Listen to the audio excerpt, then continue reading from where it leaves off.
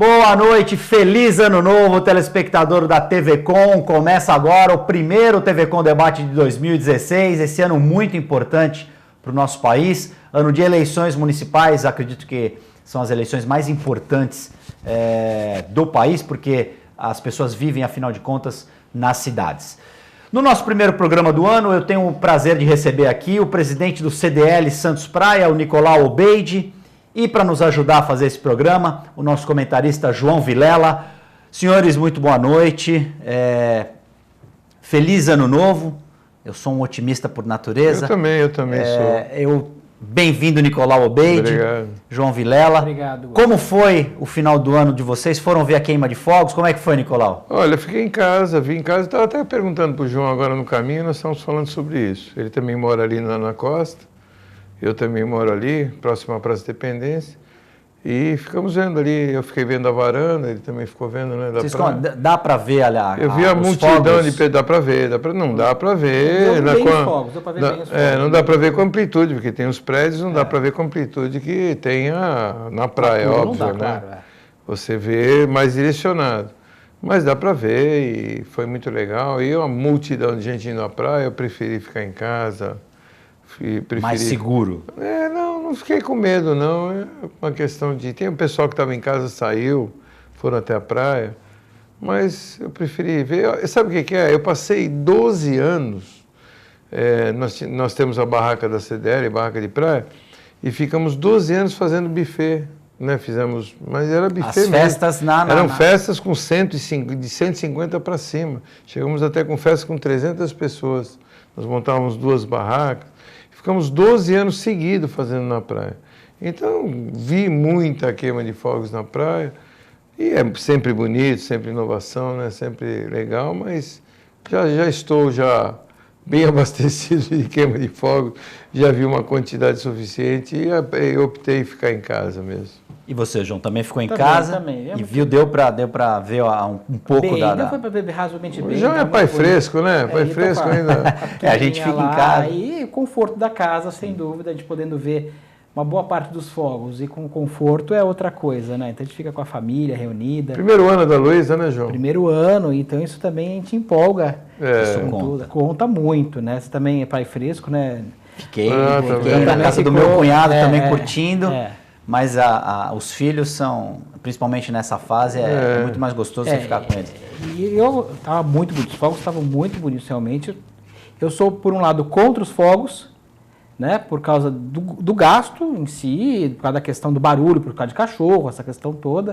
Apesar de já não ter cachorro, a gente sabe que isso incomoda bastante os animais. Quem passarinhos é doente, também, idoso também. Mas eu não posso deixar de dizer que estava muito bonito realmente e tem um ponto positivo também em relação a isso. Tem alguns negativos na minha opinião, mas tem o ponto positivo que estava realmente muito bonito. Mais negativo ou mais positivo? Quem que arca com esse custo dos fogos? Né? Nós. Eu acho que tem patrocínio. Tem patrocínio? Não chega nem perto, né? Não estou por dentro do... E outra questão é que é proibido por lei, né? Sim. Nosso ordenamento da prefeitura...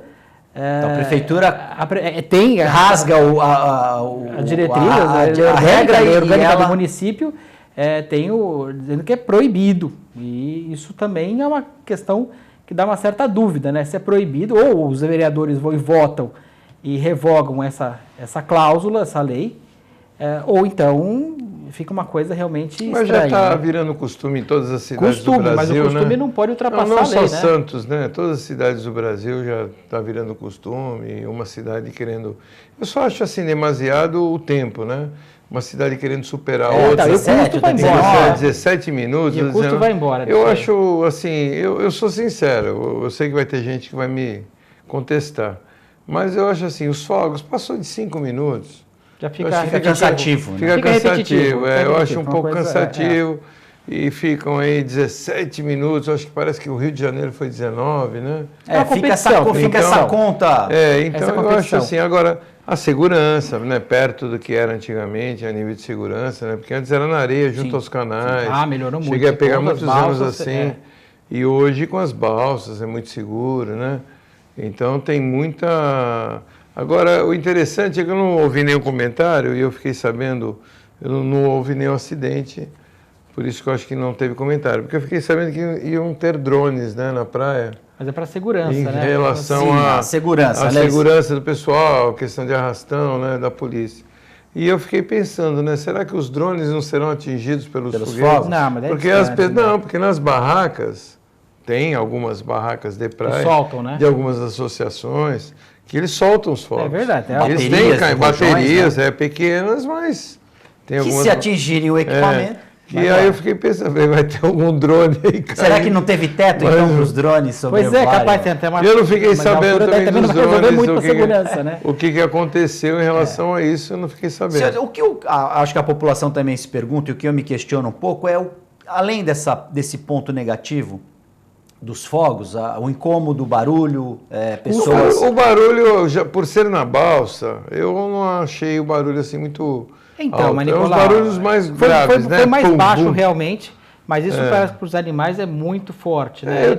Depende, eu tenho 3 cachorros, eles não se incomodam com... Não, você mora bem perto. Eu tinha uma cachorra que já morreu, que ela, nossa, quando ela escutava qualquer barulho de fogos, ela se enfiava, parecia uma avestruz. Ela enfiava a cabeça debaixo do móvel. E nós temos a questão também da lei do silêncio, né? Que a lei do silêncio não diz exceto em Réveillon, exceto em dezembro. A lei do silêncio é aquele...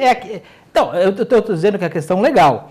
Legalmente, a coisa... Mas você tá na lei, né? Tá na lei. Pode ser chato, mas você advogado. Não, mas a questão é essa, Nicolau. A gente tem que respeitar a lei. O poder mas eu acho... Mas, não estou dizendo nós vivemos demasiado... Eu acho que assim, a gente vive demasiadamente em relação a leis. Mas é assim, acho que né? tudo tem que ter um bom senso, né?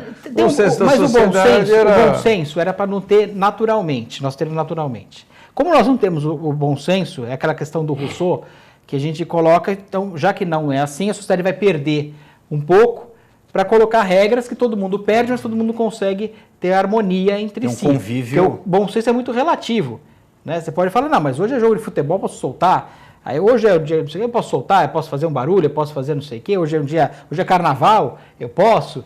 Então, se a gente for pegar todos os eu posso... Por exemplo, jogos de futebol, quando tem, ou finais de campeonato. É outra questão. Existem baterias em volta que é tolerado e é ilegal.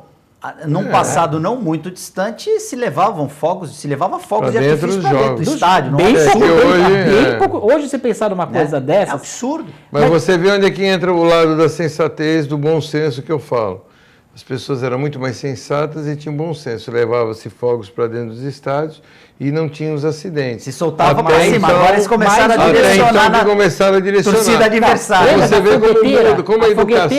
A fogueteira do Maracanã, Rosinelli, que saiu naquela Playboy. Ela acabou saindo na Playboy. Morreu, inclusive. Você vê, Guto, como nós regredimos no nosso país em relação à educação nos últimos 20 anos. Bastante. Nós regredimos, voltamos atrás, muito. Um exemplo porque banal como são esse. São coisas que nós criamos novas leis para conter determinadas atitudes de falta de educação e, mesmo assim, ainda temos problemas e não fazemos metade das coisas que nós fazíamos antigamente, que hoje achamos absurdo, que é o que você acabou de falar. Levava-se fogos, bebidas, garrafas, tudo para dentro de um estádio de futebol. Exatamente. E não aconteciam os problemas que hoje... Aí começaram a acontecer. Começaram a acontecer. Mas é tudo um reflexo da má educação que a gente vem tendo. Envolvendo, na maioria dos casos, jovens. A gente lembra daquela batalha campal num jogo de juniores entre Palmeiras e São Paulo. Na Vila Belmiro, mataram uma pessoa que estava andando em volta do estádio da Vila Belmiro porque arrancaram vaso sanitário atiraram, e jogaram para o lado de fora da Vila Belmiro. Nordeste também é um caso desse. No estádio do esporte. Isso é um absurdo. São coisas. Você pensar numa coisa dessa. Absurdo, né? Você pensar num negócio desse. Alguém pessoa... sair e lá pegar o trabalho de arrancar um vaso que não é jogar fácil. Pelo estádio, por fora do estádio. Então, é um absurdo. Isso aconteceu alguns anos atrás na Vila Belmiro. Matou uma pessoa, né, que estava lá fora. Então, eu acho assim, nós regredimos assim, e se a gente for ficar citando aqui, o teu programa vai ficar curto, porque nós vamos falar de coisas assim que acontecem. Então eu falo assim, do bom senso, o bom senso, ele tem que prevalecer acima da lei, eu acho. É educação também, a questão da educação. Não, mas aí, Nicolau, bom ser o respeito, né? Já passamos, já não temos mais a educação. Mas tem que voltar a ter, agora é corretivo. Aí você fala em otimismo, que nem o Guto falou em otimismo. Agora é corretivo. Eu acho que nós temos que voltar a ter, não é possível. A gente fala isso todo dia. Aí está parecendo que nós estamos ficando ultrapassados, eu estou ficando velho. É porque a gente fica num papo repetitivo, mas esses caras de novo falando, não. E dizem, né? Colocam... Eu tinha medo, antigamente eu andava eu me lembro de uma situação minha andando de bonde, que o bonde acabou em 73, em Santos. Eu ia muito para o Internacional andando de bonde, eu moleque, preguiçoso, e acordava cedo para ir para a escola, eu ia nadar no Internacional. E eu dormindo lá, o bonde chacoalhando, eu dormindo, 42, ia lá para sair do Gonzaga e ia para a Ponta da Praia. E um cara me me puxou pela orelha e falou assim, moleque, você não está vendo aí a senhora em pé? Dá lugar para ela sentar. E eu devia ter uns 13 anos de idade, fiquei invocado, lógico, levantei, quieto, calado, né? Não gostei, óbvio, levantei e dei lugar para a senhora sentar. Respeitou hoje, o mais velho. Você tem banco para idosos dentro de um ônibus. E ninguém respeita. Você tem banco para deficiente dentro de um ônibus. E eu tenho clientes meus motoristas de ônibus que as pessoas reclamam, aí motorista, banco de idoso. E o cara põe o fone de ouvido, sentado. Finge que está dormindo na maioria das vezes. E os que são acordados, teve um que o motorista me contou. Fala um palavrão e fala, eu não vou sair daqui nem... E aí eu paguei a passagem. E acaba sobrando para o motorista, que, entre aspas, seria a autoridade. Então você vê que lei não resolve. Então você vê que lei não resolve. Eu falei, o que você faz? Você para o ônibus e chama a polícia? Ele falou, se eu for fazer isso, eu não vou conseguir fazer meu trajeto, não vou trabalhar. Então, acaba passando batido. Então, isso entra naquilo que a gente estava falando. Educação não tem. Mas não tem, Nicolau. Você não viu o que aconteceu agora? Então, tem lei, você vê a diferença? Não tinha... Não, eu só quero fazer... Desculpe de novo, eu só quero fazer um retrato. É interessante. Na minha época, não tinha lei, não tinha o banco e tinha a educação. Funcionava o bom senso, funcionava não precisava lei para estipular que era hoje idoso. Tem lei, cadeira para idoso, cadeira para deficiente. E também tem um absurdo também que ocorreu, que o motorista me contou, num ônibus desses pequenos, seletivos, que entrou, um senhor idoso, também tem o lado contrário, ele entrou no ônibus, tinha uma pessoa conversando com o motorista sentado no banco de idoso na frente, o ônibus inteiro vazio. E ele criou o caso, queria que o cara saísse no banco de idoso. Que também é falta, o quê? Bom senso, o ônibus estava inteiro vazio. Ah, porque ele tem direito ao banco de idoso? Tem, mas estava vazio. Você tem qualquer um. Não, ele quis aquele, que era o do idoso. Então, o bom senso, eu acho que ele tem que funcionar dos dois lados, nos dois sentidos. É uma via de mão dupla. Então, o que adianta? Ter lei e não funciona.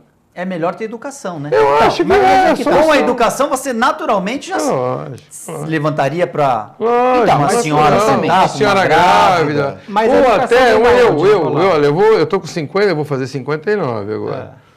Em abril. Apesar que não parece nesse corpinho de 57. Eu vou fazer 59. Ano que vem estarei fazendo 60 anos. Já será um idoso. Já terei direito a algumas regalias de privilégios. Eu acho ridículo eu poder andar de ônibus sem pagar. Eu acho ridículo eu ter preferencial em fila. Eu acho ridículo algumas coisas que eu vou ter. Porque se eu tiver a estrutura que eu tenho hoje, a condição física que eu tenho hoje, eu não preciso disso. Exatamente. Porque isso acontece no Brasil. Tem pessoas que têm 10 anos a menos que eu, que está obeso, ou que está com problemas nas pernas, e aí não tem esse preferencial. Entra tudo na questão do bom senso. Bom senso, não adianta. Eu não preciso deixar de pagar um ônibus. Graças a Deus eu não preciso. E eu vou deixar de pagar um ônibus porque eu tenho mais de 60 anos? Existem pessoas, eu já ouvi, acho que vocês todos já ouviram, vou andar de ônibus porque agora eu tenho 60 anos, eu posso andar de graça, eu vou gastar... Aqui em Santos ainda não, né? Eu vou gastar de andar de ônibus. A única cidade que é um pouco diferente é Santos, que é 65 para andar no ônibus municipal. Mas pode viajar, tem preferência na fila da balsa, né? Você pode estacionar em locais... Eu acho, às vezes, são coisas que são ridículas, porque... Você ter uma preferência por uma coisa que não há necessidade. Na opinião de vocês, essa questão de nós temos uma lei para o idoso, uma lei para o deficiente, para o menor, para o negro. Vocês acham que para o índio? Vocês acham que essa compartimentalização da sociedade é ruim, nada mais é do que uma prova de que nós falimos na questão da educação? Sem dúvida, mas é aí que eu ia chegar. a falência da educação, ela passou por um outro fator, que é a falência da família. A família que é a base do negócio. Isso não sou nem eu que estou colocando. A própria Constituição coloca que a família é a base. Talvez a base tenha desmoronado. E as pessoas estão procurando caminhos, que justamente isso. Essa falta do bom senso, da educação básica. Porque a escola, ela não vai dar educação. Ela dá informação, ela dá conhecimento. Essa é a função da escola. Não educa. Quem educa em casa. Por favor, obrigado, com licença. Parte se educa, casa, claro. Parte se educa. Mas a função principal da escola é dar o conhecimento e a informação. A formação. Claro que parte também tem educação. Parte, pequena. Mas a educação realmente dos modos, de como agir, de como fazer, você deve ter tido do teu pai, os valores. Do meu. Os valores vêm da família. Se você tiver um pai que não respeita, vou dar um exemplo banal. A pessoa tem lá e joga papel pelo vidro do carro. É muito provável que aquela criança que está vendo vai achar aquilo certo. Normal, né? E vai jogar também. Às vezes não, viu? Não, às vezes não, João, mas ela falou na questão do exemplo, né? Eu vou te contar de um pode caso. Ser que não, mas a regra é essa. A exceção que vai ser o Nós contrário. tivemos esse dia, eu como sempre lá no shopping, lá em cima, eu já encontrei com você várias vezes no Miramar. E esses dias nós estamos sentados, estava eu e minha mulher, estamos sentados almoçando. Do meu lado, uma menina com a mãe. Aí eles acabaram de almoçar, levantaram, a menina foi pegar a bandeja, a mãe falou, não, deixa aí. Aí a menina falou, não, pegou a dela e pegou a da mãe e levou a bandeja. Mas alguém deu então um exemplo você vê... menina. Alguém deve ter dado exemplo, talvez a avó, talvez o pai. Ela foi contrária à mãe. Agora, outra coisa também, eu já recebi também, assim, eu até reconheço, eu falei para você hoje, problema de colocar cinto de segurança, Sim, né, que claro, eu tenho. claro. Eu esqueço de pôr o cinto de segurança. São costumes que a gente não estava habituado. A nova geração, eu vejo meus filhos... Na hora já... eles já entram e colocam o cinto de segurança. Então, algumas coisas, que nem semáforo, você sabe quem é que atravessa mais na costa no meio dos canteiros?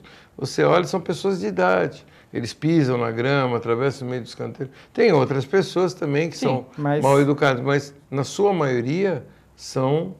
idosos. Eu acho que a geração, no trânsito, eu acho que a geração mais nova, ela vai ter mais educação em relação ao condicionamento que eles vão ter em relação ao que é pregado.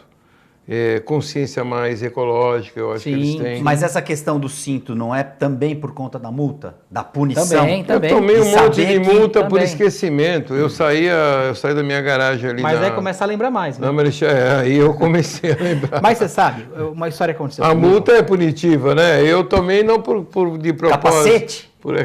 Capacete hoje todo mundo. Eu não usava capacete, hoje em dia todo mundo usa. E era um absurdo, porque eu tive amigos meus na época que tombinhos bobos de moto bateram a cabeça e faleceu. Eu tive um primo de segundo grau que numa situação boba bateu a cabeça. Nesse ponto nós tivemos uma evolução. Eu acho que aí nós tivemos uma evolução. É que quando eu falo da educação, eu falo da educação básica, o respeito pelo idoso, essa evolução respeito pelo mais velho, pela lei. Existe. Pela dureza de você ter o ponto aprendido, você ter a multa mais alta. Algumas coisas sim. E a execução da lei, porque o que acontecia? Tinha lei já na nossa época. Do cinto de segurança, do capacete, já existia essa lei. Sim. Isso já existia muito, com certeza, quando você tirou o carro. A lei existia e não era aplicada. Só depois que não era, ela voltou a ser aplicada. E a aplicação era branda. Isso vai servir para o resto. A aplicação, uma multa pequenininha, você fala, não, se eu pago, não perde ponto nenhum na carteira. Não tinha nem essa questão vai acontecer de pontuação na carteira. Não tinha nem pontuação. Essa legislação mas a questão da família que eu digo, eu lembro que uma vez eu estava na Alemanha, em 1999, e na minha frente tinha um casal, atrás ia um menino, devia ter uns 8 anos, tomando um sorvete de palito.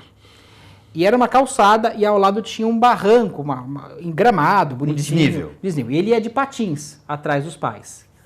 E o menino pegou, estava tomando o picolé dele, lá o sorvete dele, tirou o saquinho e jogou. O pai só olhou para trás, mas sem haver nenhum diálogo. Só o olhar. Olhou para trás, olhou papel, só vejo o menino descendo de patins, aquele quase capotando lá para baixo para pegar o papel e levar de volta. Mas não houve diálogo no meio do caminho. Por quê? É uma questão de ser uma pessoa civilizada. A civilidade É que talvez a gente esteja faltando para a gente. Algumas coisas né? nós mudamos. Se você parar para pensar, antigamente você entrava num estabelecimento comercial, você pegava o vendedor fumando. Sim. Eu tinha loja. Mas também aí veio a lei, loja, entrava uma na minha punição loja, séria. Uma punição aí fumando. para o dono do estabelecimento. Não, e aí também. Também. Aí eu acho que essa lei ela veio de encontro a uma vontade. Eu acho que foi uma lei que teve uma aceitação. Eu acho que foi uma das poucas leis que eu me lembre que teve uma aceitação, acho que quase que 100%. Acho que na maioria dos pelos não Não, fumantes, e né, pelos Nicolau? fumantes também, muitos fumantes também aprovaram. Eu acho o fumante e concordaram. muito mal educado. Porque o Eles fumante só pensa nele. Concordaram, mas mesmo assim, começou com criando aqueles fumoar dentro de... Fumódromos, né? Dentro de cinemas Sim. e separação de restaurantes, né? Lembra Nicolau, que tinha? Somos da época do Iporanga, Porcine Iporanga, por exemplo, a sala dos fumantes. Mas nós somos da época que no avião se fumava. No avião fumava, exatamente. Hoje você pensar Se fumava em qualquer lugar, no elevador se fumava. Sim, mas se você imaginar hoje num avião que vai daqui até a Europa que leva 12 horas, você ter ao lado uma pessoa fumando, hoje é uma coisa 12 inaceitável de qualquer forma. Tanto do ponto de vista da qualquer saúde, forma. da educação. Não, porque você fuma por tabela, né? Sim, exatamente. Sim. Mas se você imaginar isso, que você tinha essa condição, Não, e era como uma vendedora, eu me lembro na minha loja, eu tinha vendedoras que fumavam. A única condição que eu impunha a elas era que quando fosse atender um cliente, tinha que deixar o cigarro no cinzeiro, você vê. Hoje é impensável. Hoje isso é impensável. Agora, fazendo um paralelo com o fumante, você tem um colaborador, um funcionário fumante. Digamos que ele perca, porque ele tem que sair agora para fumar. Ele perca 5 a 10 minutos fumando um cigarro. Que ele fume 5 cigarros por dia. Ele perdeu aí 50 minutos. Mas aí não pode permitir. Eu queria a opinião de vocês a respeito disso. No intervalo dele, tudo bem. No almoço, por exemplo, aí tudo bem. Saia e faça. Porque é contraprodutivo e isso. fora do estabelecimento comercial. Agora, você não está pagando ninguém para ficar fumando, bebendo ou conversando. Não importa o quê. Não é nem só fumando. A qualquer outra coisa. Você paga... porque se você está fumando, eu posso também sair esses 5 minutos, tomar uma cervejinha. Você paga... Ou conversar. Ou conversar. Porque você está perdendo tempo. Você paga pelo labor da pessoa. Exatamente. Você paga pelo tempo dela. Não tem sentido você pensar hoje em a pessoa perder o tempo. Mas muitas empresas acontecem isso. Existe. Não tem, mas acontece. Eu já vi. Tem É só você passar aí na porta dos shoppings que você vai ver aquela quantidade de pessoas na porta fumando e você vê que são funcionários, muitas vezes uniformizados. Não, aí sim, mas precisa estar no horário de também intervalo da pessoa. Né? Passando fora da hora do almoço, a gente vê. Mas tem intervalo, tem alguma outra coisa. E uma grande sacada também foi o negócio das bituqueiras, apesar de não estar... que aí eu vou fazer uma crítica. Não está funcionando muito ainda, porque não está havendo uma multa, né? As pessoas ainda jogam bituca no chão. Eu não conheço ninguém que foi multado. Eu também não. Mas eu sei que as pessoas ainda jogam, já cansei de ver gente... E aí eu faço uma crítica no Shopping Miramar, já até falei para eles lá, você sabe que eu estou sempre lá também, e a bituqueira fica bem na entrada, bem no lugar, e a pessoa fica fumando, aonde você vai na rampa de deficiente e na rampa que vão as crianças de carrinho de criança. Estou com a menina pequena lá, e fica aquela fumaceira, as pessoas ali do lado da bituqueira. É porque na realidade eles não devem, é proibido fumar embaixo da máquina. Exatamente. Mas está fora da máquina. Só que eles acabam fumando na dia chuvoso, tem que fumar por lá de lá. E sem contar que as pessoas fumam na porta dos shoppings ou dos estabelecimentos, impedem a entrada e quando a porta abre, tem uma circulação de vento que aquela fumaceira toda entra. Isso acontece, mas dos males o menor, né? Eu acho que aí vai melhorou bastante. Melhorou, vai se reeducando e a tendência também é a diminuição de fumantes. Eu vou entrar naquela questão cafona. De uma regra popular até, que quando você não faz pelo amor da família, talvez, nesse caso, de aprender com o amor, você vai fazer pela dor da lei. E aí nós vamos chegar no ponto que a gente coloca, porque a lei tem várias funções. A prevenção, a correção e a punição. Né? Você tem que ter uma punição para a pessoa. Se não tiver a punição, e aí o que acontece nos países que são mais avançados em termos de punição, que nós sabemos que a execução, não é que nossa lei é ruim, nossa lei não é tão ruim. Mas a nossa execução é péssima. Se criam as leis, mas não tem quem vá executá-la ou fiscalizar. Quando você investiga, a nossa inteligência policial é muito fraca. Gasta-se muito dinheiro com carros luxuosos para a polícia, compra-se uma SUV cara, que não é o veículo mais adequado. Não, né?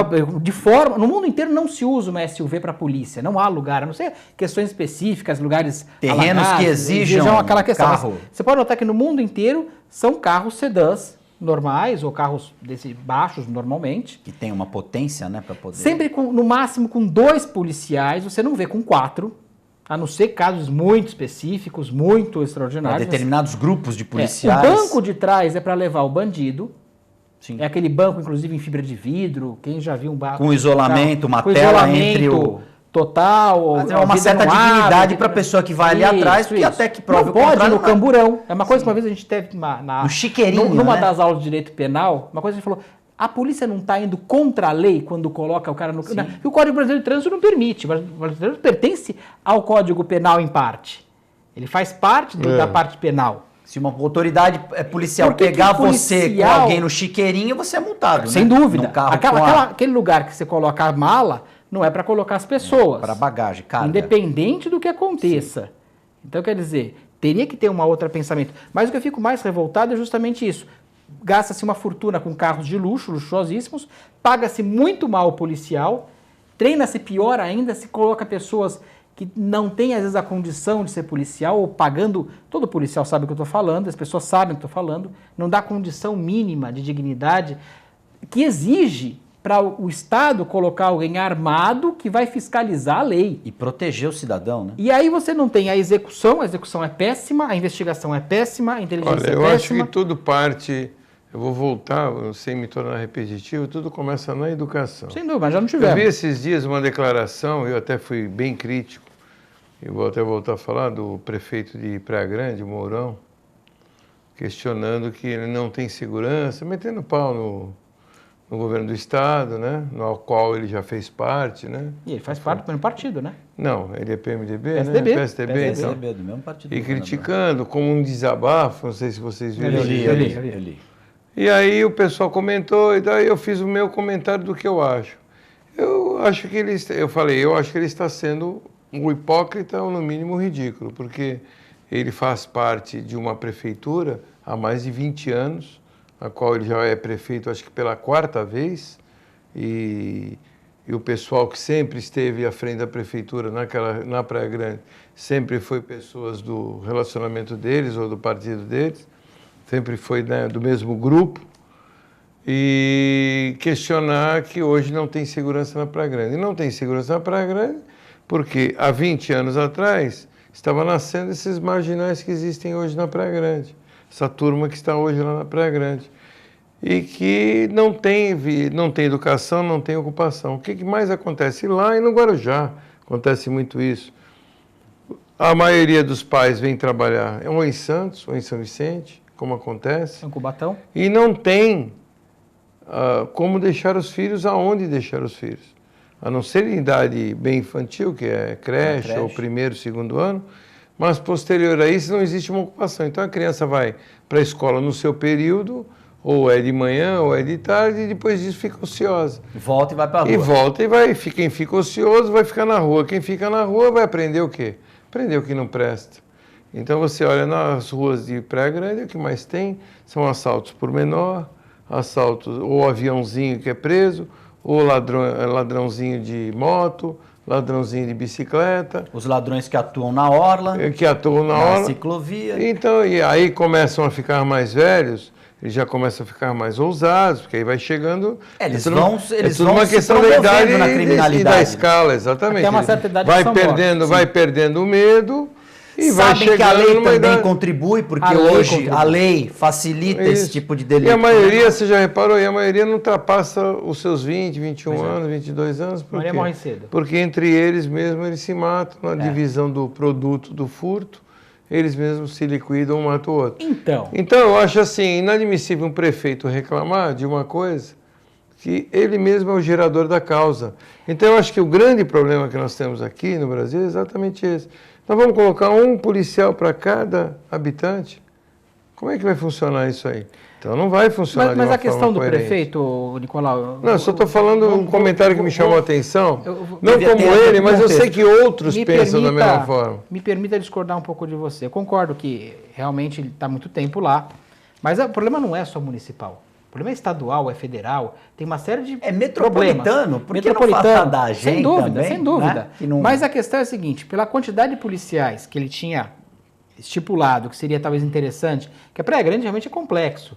O sistema, a própria... muita geografia do município. Geografia é muito difícil. Você tem um lado da pista praia e um lado da pista morro. O que segregou, assim, dividiu a cidade. Ela é dividida no meio. É uma cidade dividida e isso dá um trabalho louco, como acontece o Guarujá. Mas Itaém é maior que Praia Grande e não tem esses problemas. Mas tem muita população maior, é lógico, menor, mas na temporada... muito mais distribuída. Porque o pessoal do lado... maior que eu digo em territorial. Territorial e população extremamente menor. É menor. E aí você vai ter o lado direito, que é o lado morro de Itanhaém, ela é muito discutida em sítios, ainda é uma coisa realmente esparsa. O perfil da população também é diferente. E o lado praia também é extremamente esparso, ainda tem muito pouca gente. O que eu vejo assim, é complexo de administrar uma cidade. O que ele estava colocando, pelo que eu entendi dali, é pela proporção de pessoas que vão chegar agora na temporada. E Praia Grande é uma cidade extremamente... Tanto é que a gente viu, isso aconteceu também depois que ele viu dois problemas, 3 horas de distância um do outro, Natal... Em pleno Natal. No mesmo local. No mesmo local, 2 latrocínios com a mesma pessoa. Ô, João, eu não Um dos caras era menor e o outro estava em saída de Natal. João, quer dizer, quem que foi que liberou esse cara que não tinha a menor condição para saída? Para cometer um latrocínio. Indulto, né? Famoso indulto. Eu sou contra. Não, completamente contra. Mas se fizesse um plebiscito... Hoje, se nós tivéssemos um plebiscito no país... Eu duvido que ultrapassasse a 3, 4% os a favores do indulto. Porque não tem quem. Eu acho que só a família... Nós temos aí uma média... Nem a família. Temos uma média, família. Acho que nós temos uma média de 700 mil a 750 mil presos no Brasil. É o quarto maior... Olha, ainda assim... É uma quantidade muito grande. Nós temos a quarta maior população carcerária do mundo. Perdemos os Estados Unidos. Primeiro é Estados Unidos. O segundo é China, o terceiro é Rússia. Estamos em quarto. Quarto Brasil. Nas coisas ruins, o Brasil está sempre entre os top 5. Mas também porque os Estados Unidos têm uma população maior que a nossa. Sim, a China também, né? A China, N vezes maior, tem 1 bilhão 700 milhões, né? A China de habitantes. Que a lei também é dura. Ali é na realidade. E aqui no Brasil nós estamos aí 220 milhões 750 mil.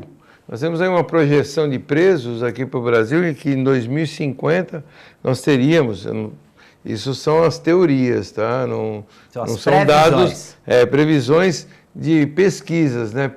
Nós teríamos 50% da população em 2050, na proporcionalidade que aumenta a população carcerária, nós teríamos 50% da população do Brasil encarcerada. Eu já vi essa conta, ela está errada. Não seria mal para certas pessoas que andam roubando o país. Pois é. Né? Se fosse colocar essa gente toda na cadeia. Eu tenho que fazer um rápido intervalo. Na volta, a gente continua discutindo os problemas da nossa região no TV Com Debate.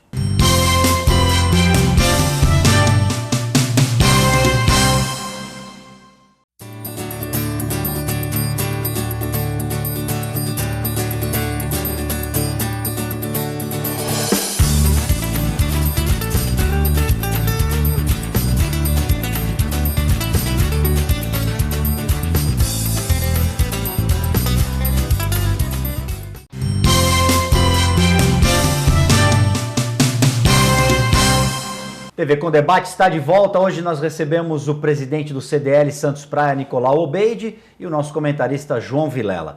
Senhores, para fechar o assunto educação, que começou com os fogos, eu só queria uma última resposta breve de cada um para a gente entrar nas expectativas de vocês em relação a 2016. Queimar os fogos, fazer o espetáculo pirotécnico, a quem interessa? Quem que ganha com isso? Santos ganha alguma coisa? Turística? Sim. Tem gente que vem em Santos só para ver queima de fogos? Eu não venho para ver queima de fogos. Eu não vejo como o campeonato... eu vou lá para ver queima de fogos. Também vem para ver queima de fogos.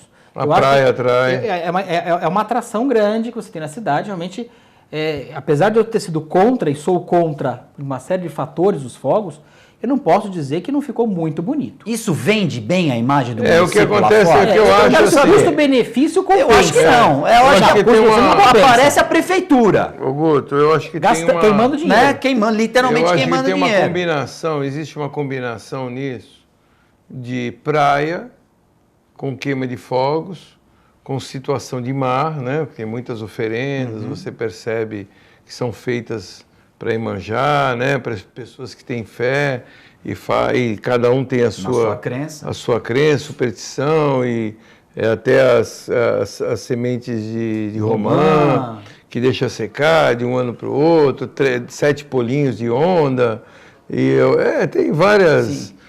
Até estar de branco, né? Estar de branco. O único lugar no mundo que o pessoal então, assim, é no Brasil. E tudo combina com praia. E tudo tem a ver com praia. Com mar, praia, e os fogos vêm para somar. E já tornou-se um costume, se eu não me engano, começou com o Rio de Janeiro, né? Eu acho que foi um dos primeiros, se eu estiver enganado, se eu não estiver enganado. E eu acho que tudo combina. Então, isso já começa acho que de mais de 20 anos para cá, a coisa tem sido uma tradição. E isso aí, quem ganha muito é Santos, porque Santos e as cidades balneárias, né, no caso que tem praia, porque o interior perde bastante com isso. Porque eu sou de uma geração que Santos perdia muito, mas perdia de goleada para o interior. E perdia muito. Nessa época de final de ano. Época de final de ano, época de temporada, perdia muito. Haja vista aí que você vê até as TVs, né, nós perdíamos muito, porque faziam sempre propagandas. A TV Globo, que é a mais famosa, fazia sempre propaganda positiva do interior, onde eles tinham as subsidiárias deles. E aqui em Santos não tinha, era só retransmissora. E mostrava o que da Baixada? Mostravam os córregos da Praia Grande, aquele esgoto a céu aberto, falando das praias da Baixada Santista, como se Santos tivesse. Todo mundo, até pouco tempo atrás, achava que os canais de Santos era esgoto a céu aberto, que nunca foi esgoto os canais de Santos. Mas não deveria ser, né? Sim. Não, mas nunca foi. Nunca foi. Eles iam para esse objetivo que tinha. Nunca foi. Que tinha, não, tinha ainda, por né? ligações clandestinas que aconteciam, mas não era esse o objetivo. Não. Era simplesmente o objetivo dos canais, era o objetivo de contenção da maré. Captação de água pluvial para poder... Exatamente, e contenção da maré, que nós temos aqui... Nós temos rios, nós temos vários rios na orla, principalmente, que foram eles têm que ser canalizados. E achavam que era esgoto, sabe? Então, nós tínhamos aquela propaganda negativa, e que da época do governo da Thelma, né, para cá, eu acho que nós conseguimos reverter essa situação. Começou um pouquinho ali com... Começamos a reverter essa situação, e com a vinda também das TVs abertas, as TVs locais, nós melhoramos bastante. Então, eu acho que Santos ganhou muito com isso. Santos ganhou e ganha turismo. E por quê? Porque nós também sempre fomos do contra aqui em Santos, né? Eu sou da época que eu trabalhei na Cosipa, muita gente estava empregada na Cosipa e nas empresas de Cubatão, químicas, petroquímico ali, ou na Petrobras. Ou no Porto. Ou no Porto. Então as pessoas trabalhavam por ali e não precisavam do turista. E o turista era o farofeiro. Tanto que se você der uma olhada para Santos, se você pegar os apartamentos do José Menino para até quase o Canal 2, na sua grande maioria, são apartamentos kitnets, quarto-sala, que foram construídos estilo Cidade Oceã, que também foi construído na época, né, em Praia Grande, a maior parte, né? Que era para aquele turista de um dia, aquele turista de veraneio, veraneio. E depois foi modificado e a valorização modificou toda a aula. E graças a Deus modificou para melhor. Melhoramos muito, mas até hoje ainda tem, né? Aqueles grandes conjuntos, aqueles prédios, né, de apartamento que, se você olhar ali o famoso, onde era a Pink Panther, né, Universo Palace. Que é o Universo Palace, que famoso ali era um pombal, né? A quantidade de apartamentos. Melhorou muito ali. Tem até uma brincadeira que o pessoal fala, né, dali, que se você olhar para cima e gritasse, joga chave coração, você morria soterrado. Coração, joga chave, meu bem, você morria soterrado de chave. Tanta chave que ia jogar. Mas essa brincadeira todo mundo conhece, por causa exatamente desses... Da característica desses prédios numa determinada época. Isso melhorou, Santos melhorou muito em relação a isso, porque nós não precisávamos do turista. Santos era uma cidade autossuficiente, porque eu me lembro bem que as pessoas, dava dia 30, isso eu já estava com loja, chegava no dia 30, a Cosipa sempre pagou no último dia do mês, sempre pagava, nunca esperava ultrapassar o mês para pagar. E você via aquele pessoal com uniforme, aqueles uniformes CAC da Cosipa, entrando e comprando no comércio. E eles eram os que compravam. Hoje você não, hoje não tem mais Cosipa. Hoje nós estamos numa situação pior ainda, que não temos nem mais Cosipa hoje. Mas estamos por um outro lado com um turismo melhor. A cidade com mais qualidade. Um turista. E olha, eu vou te falar mais uma outra coisa que para o comércio, para mim e para o João, que eu percebi nesse final de ano, uma melhora. Você vê, às vezes tem sempre aquele ditado que a gente sempre fala, né? Quanto mais as pessoas choram, né? É melhor para o dono da fábrica de lenços. Então, sempre tem um lado, você falou em otimismo no início do programa, sempre, eu sou um otimista também. E eu sempre olho o lado cheio do copo e não o lado vazio. Então, eu acho que, por exemplo, o aumento do dólar, esse disparo do dólar aí que foi para R$4, 4 e alguma coisa, ele favoreceu o turismo interno. Nós estamos aí do lado de uma cidade com 17 milhões de habitantes, que é a grande São Paulo, e que, de repente, aquelas pessoas que tinham poder aquisitivo, porque é incomparável, né? O poder aquisitivo das pessoas de São Paulo, que eles têm um poder aquisitivo maior que o nosso, que poderiam viajar para outros países. Ou até outras regiões, né? Nordeste. Eu digo, né, nem Nordeste até continuam indo, porque não depende do dólar. Mas aí tem questão de indo para pior lá, tem questões piores lá também. Mas indo para os Estados Unidos, que Miami, Orlando virou, como daqui virou quintal do brasileiro. Quintal do brasileiro, Miami, Orlando, Nova York estava uma farra. E hoje com o dólar a R$4, pesou um pouco. Bastante. E as pessoas fazem um turismo mais local. Então, aumentou muito o número de pessoas aqui na região, na nossa região, e dependendo do local, Santos queira ou não queira, né? Santos é a melhor cidade da região, a cidade de maior qualificação da região, cidade disparado, né, Nicolau? Disparado, com o melhor nível de restaurantes. Aliás, a melhor rede hoteleira. Do litoral, entre Florianópolis e Rio de Janeiro, é a melhor cidade. Estamos aí entre as 10 melhores cidades do Brasil, né, que saiu recentemente. Santos, sem ser bairrista. O IDH é um IDH altíssimo. Altíssimo, acho que é uma das melhores do estado, né? Não, do estado acho que é a segunda ou terceira. Eu acho que é a primeira, não. Primeira São Caetano? Eu sei que saiu uma pesquisa recente. Então, nós tivemos aí uma vantagem em relação a isso. Então, a gente tem que olhar para o lado positivo. Teve um prejuízo? Teve. Quem trabalha com dólar teve problemas, mas nós tivemos esse outro lado, que é o lado do turismo que veio para cá, uma cidade que tem bons restaurantes, bons hotéis. Estamos aí com o crescimento de uma rede hoteleira, até com agora recentemente um novo hotel ali onde era o Clube Sírio, que continua ali o Clube Sírio. E na entrada da cidade também. Na entrada da cidade um outro Ibis, foi construído com outro intuito, que era da Petrobras. Sim, mas está lá. Mas está lá, é um Ibis. Você internamente, apesar do local, né, não ser muito favorecido, mas você internamente você tem o padrão. E melhorou o entorno também, né? Mas podia ter melhorado mais, né, João? Sem dúvida. Se a prefeitura tivesse planejado melhor ali, aquela região. Mas ali é um ponto positivo o próprio prédio, né? Serviu para ser um oásis ali, sim, mas exatamente. Que a gente não é o que a gente vê. Não, é o que gostaria que fosse. Não é o que a gente vê. Mas só para dar a resposta que você me perguntou, se foi mais positivo ou mais negativo, eu vejo o ponto entre os fogos em si, eu não vejo como um custo-benefício tão favorável. Mas foi muito bem feito, então é um ponto positivo. Mas o que eu digo mais positivo, Nicolau e Guto, é que eu não vi problemas de segurança. Com essa quantidade que nós tivemos de pessoas ali... Que bom, né? Não, é uma coisa excelente. Eu achei que a administração nesse ponto foi muito organizada. Quando se planeja... Foi muito bem planejado. Porque, o planejamento é fundamental. E eu não vi em Santos, e olha que vocês sabem que sou crítico quando tem alguma coisa assim. Estavam todos de olho. Eu não vi nenhum problema maior Talvez tenha tido problemas pontuais, eu soube que mas teve, pela quantidade... teve problemas de prisão, de tentativas de sem furto. Dúvida, não, sem dúvida. Mas pela problemas. Quantidade de pessoas naquele local, daquela forma... A concentração... Porque ano passado, na Pitangueiras, teve arrastão. Não, aqui também. Eu falei dos drones, né? Eu não sei se funcionaram, se não funcionaram, mas teve... Se tivesse funcionado, a prefeitura já teria... teve uma segurança reforçada, a investigativa. A Guarda Municipal está muito mais aquela atuante. segurança investigativa que fica apaisando. Mas é importante isso.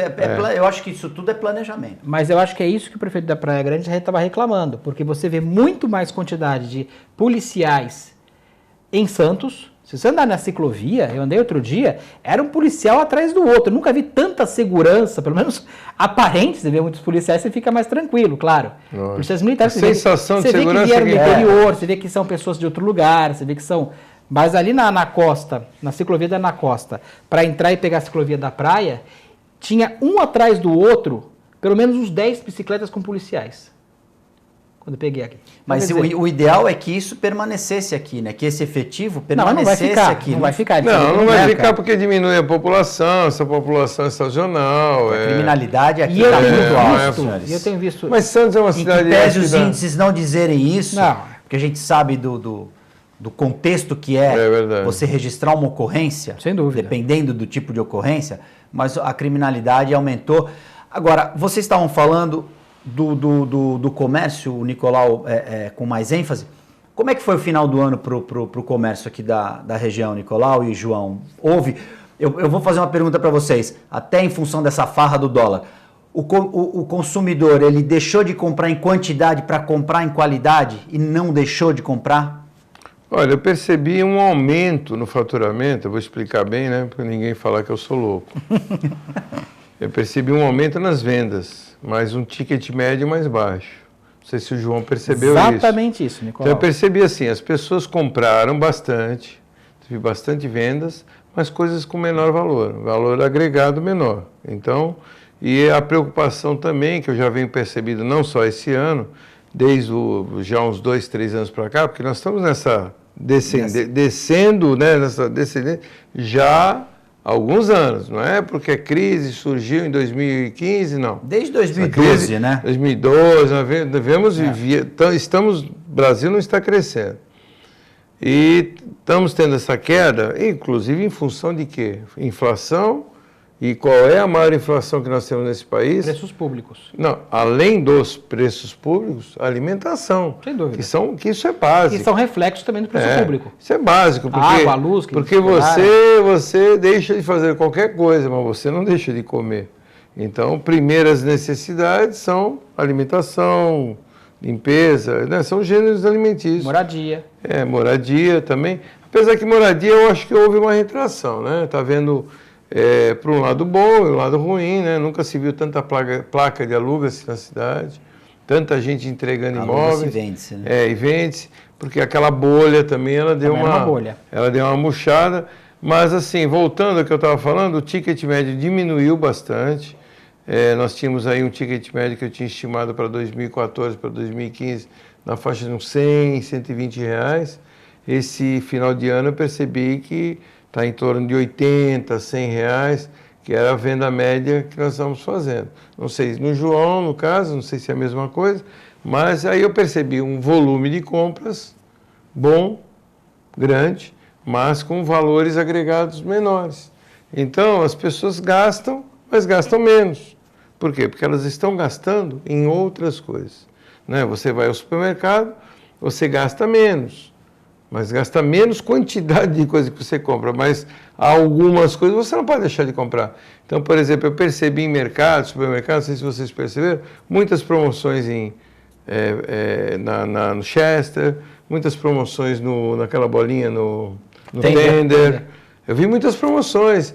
E fomos num dia no supermercado, depois fomos no outro e estava mais barato ainda, porque eu acho que eles perceberam que não estavam vendendo o volume. E são... vendas sazonais, que eles só vão vender aqueles produtos naquela época e dificilmente vão conseguir... Panetone também. Panetone baixou bastante o preço. Agora, o básico não, né? Infelizmente o básico não, houve um aumento considerável, substancial. Então, é assim, é favorável para um lado, desfavorável para o outro, mas eu acho que... No geral, eu acho que não foi aquela coisa que a turma do... Quanto pior, melhor, achava. Que achava que ia ser a catástrofe do ano e todos os comerciantes, a única coisa que eles iam comprar era o ferro de porta para poder baixar suas portas. Então não foi o que aconteceu. Nós estamos aí numa crise, que eu sei que 2016 não vai ser um ano fácil para ninguém. Mas é o seguinte, né? Eu estou aí na labuta aí já há um tempão, o João também aí tem as manhas do que ele faz, sabe fazer direito. E eu acho que quem trabalhar direito, souber fazer direito, não vai ter grandes problemas. Porque assim, o comerciante ele tem que entender que, em primeiro lugar, tem que saber comprar, para poder saber vender. Né? A concorrência ela acaba se tornando maior. Então, a compra é fundamental. Depois, para você poder ter uma venda boa. E você tem que ter a margem, né? O ponto de equilíbrio que é a tua margem, né? Porque às vezes eu vejo umas loucuras aí, fulano compra por X, vende por Y, e aí tu fala assim, mas como é que ele consegue sobreviver, né? Não tem essa... Você tem que ter o teu ponto de equilíbrio. O ponto de equilíbrio do teu custo operacional. Tem teu custo fixo baixo. Teu custo fixo. Né? De preferência. O Nicolau, eu gosto de conversar com ele sempre. Aliás, ele tem, nos últimos anos, me dado muitas lições. Posso falar isso tranquila dele? É verdade. É uma aula cada vez que... É verdade. Você sabe a experiência que você tem, não é à toa que você é presidente do CDL. Não é à toa. Há quantos anos, Nicolau? Você já sabe disso, que a experiência que você tem, não estou falando isso para te elogiar ao vivo, coisa parecida. Estou falando que é verdade. Não é jogar confete de forma alguma. É verdade. Mas é verdade. Você sabe da experiência que você tem, você sabe o que você está falando. Se o comerciante hoje não tiver um custo fixo baixo, você sabe disso muito bem. Se você fizer extravagâncias, se você não tiver controle naquilo que você está fazendo. Nós dois somos de árabe. Nesse ponto a gente sabe como é que funciona, Nicolau. Não souber comprar, como você acabou de colocar perfeitamente. A compra é o segredo do negócio, sem dúvida nenhuma.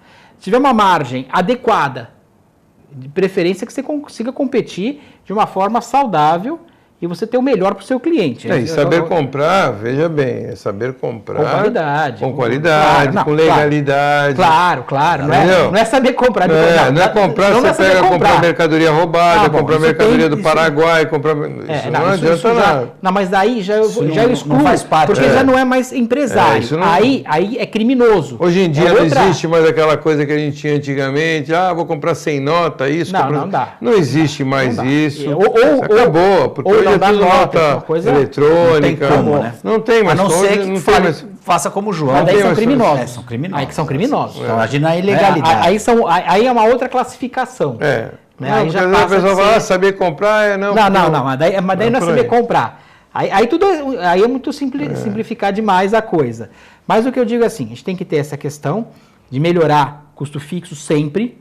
A nossa preocupação sempre está. Veja o Nicolau, que tem o prédio próprio dele, a loja é dele, então ele tem um custo menor, então ele consegue repassar esse benefício para quem está comprando. No meu caso, a mesma coisa. Então a gente procura ter o prédio próprio, não paga aluguel, você reduz a conta de luz utilizando. Porque o que aumentou muito foram os preços públicos. Impostos, muito, que não é preço público, é imposto, mas aumentou demasiadamente, a gente sabe, o Nicolau também paga como eu. A implantação do ESAT, né, que a partir do dia 1º é obrigatório, sabe o que é? Depois o João... Explique ao nosso... Pode explicar ao nosso telespectador. A substituição tributária que nós tivemos esses anos todos, que aumentou muito a carga de impostos, que é obrigatório pagar, você paga. Concorrência com a internet. Concorrência com a internet, às vezes usando atitudes desleais e ilegais, muitas vezes, a gente sabe disso.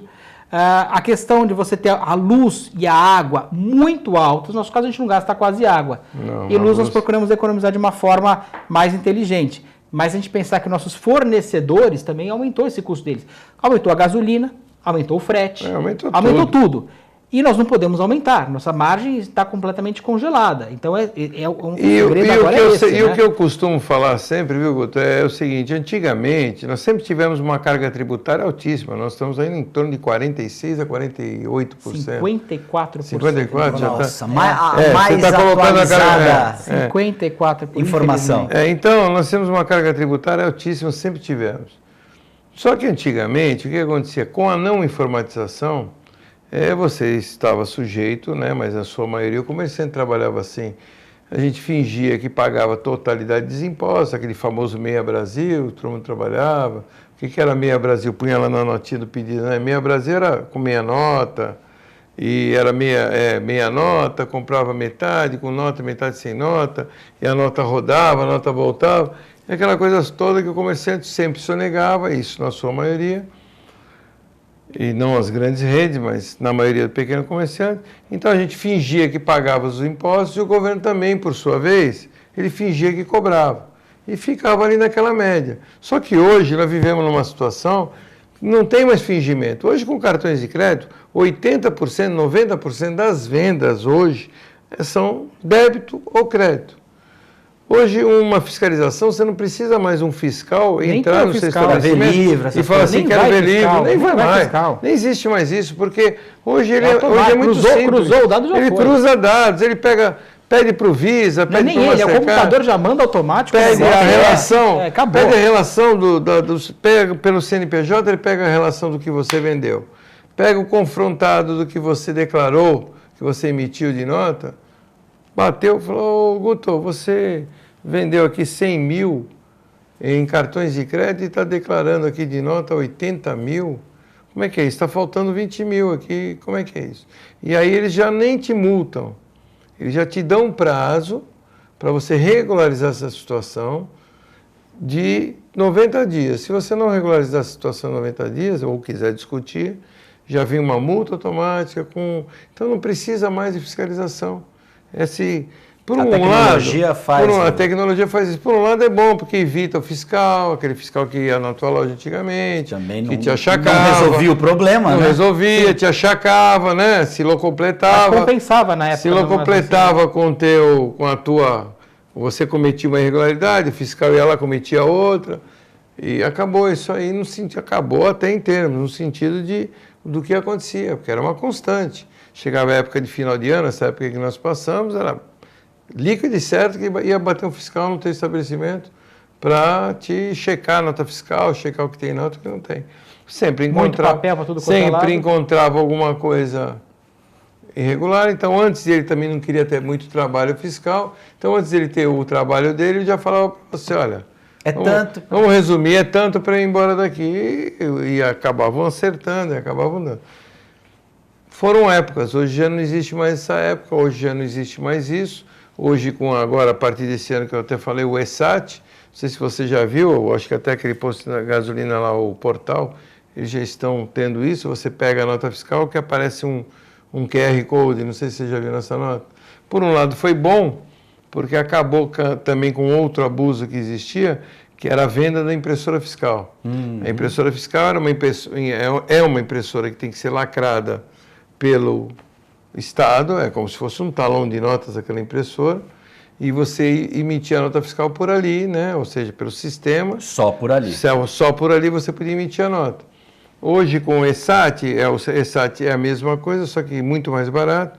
Você acopla ao seu computador, você tem 24 horas para fazer a transmissão, porque você pode alegar que você está sem internet, que a internet caiu, etc. Mas você tem 24 horas para transmitir o lote. A nota fiscal antes, com a impressora fiscal, você tirava a gravação, o arquivo, tinha que mandar para o contador lançar, acabou isso. Já é transferido normal para o seu site, né, que você tem, que é o certificado digital. E aquela nota também não precisa mais ser uma impressora fiscal, uma impressora de 14 colunas, normal.